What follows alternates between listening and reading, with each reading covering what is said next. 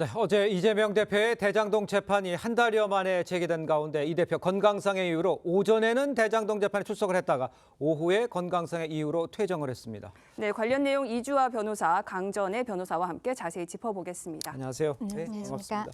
제가 말씀을 드렸습니다만 이재명 대표가 어제 대장동 오후 재판이 시작되자 건강상의 이유로 일찍 퇴정했습니다. 이게 흔한 일입니까? 중에서?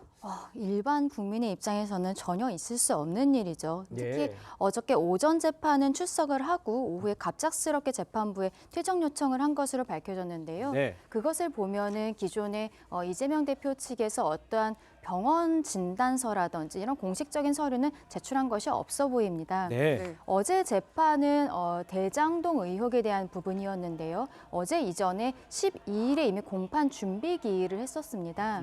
공판 준비 기일은 재판부에서 변호인과 이 절차에 대해서 상의를 하는 상황인데 그날은 이재명 대표는 출석하지 않아도 되는 날이었습니다. 네. 그때도 사실 변호인 측에서는 23일로 되어 있는 재판에 대해서 출석이 어렵다라는 의견을 제시를 했었는데요. 예. 근데 그때 이제 재판부에서는 그렇게 할 수가 없다. 그대로 진행을 하겠다라고 해서 23일은 어저께 재판이 그대로 진행이 된 것이었습니다.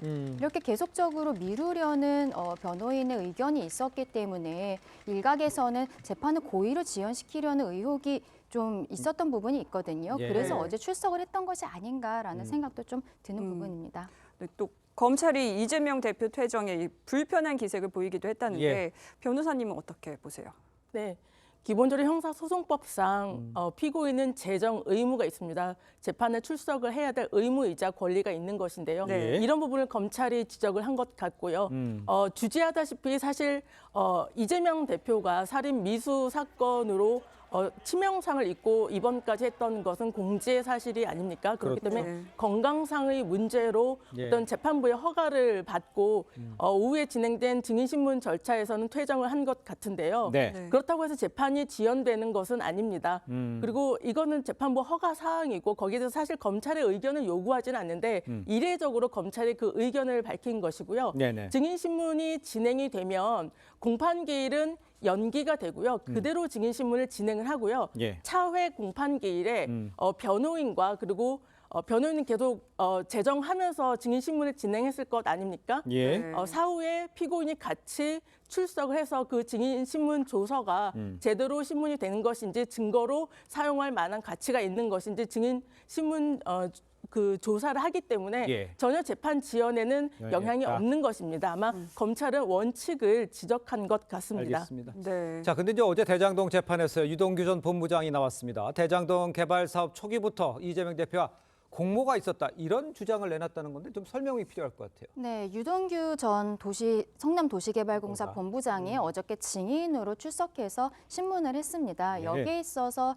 유동규 본부장은 무엇이라고 얘기를 하냐면요. 2010년에 성남시장 선거를 했을 때 그때 본인이 이재명 캠프에서 성남의 개발 사업과 관련한 공약들을 성남시 공무원과 함께 3일 정도 밤을 지새우면서 작성을 했다. 그리고 네. 본인이 만든 공약을 가지고 이재명 대표가 당시 선거 과정에서 출판 기념회도 했다. 이러한 이야기들을 하고 있습니다. 예.